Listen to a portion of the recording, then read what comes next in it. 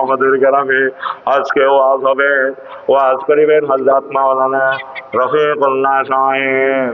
Mic mic খেলাতে হবে কি, এই খেলাগুলোই কিন্তু আসলে বাস্তব হয়ে যায়। প্রতিবার স্বাক্ষর একটা কিতাবে আছে, শিশুরা ছোট্ট বয়সে কে কি হবে মর্নিং শুজ দ্য ডেজ দেখা যায়। করণীয় বাচ্চাদেরকে মসজিদে আনবেন, তারা দুষ্টুমি করুক, তারা পেশাব করে দিলে পেশাব পরিষ্কার করবেন। পবিত্রতা কেমনে নষ্ট হয়? নবী মসজিদে নববীতে ইহুদিয়ায় মুতি দিছে।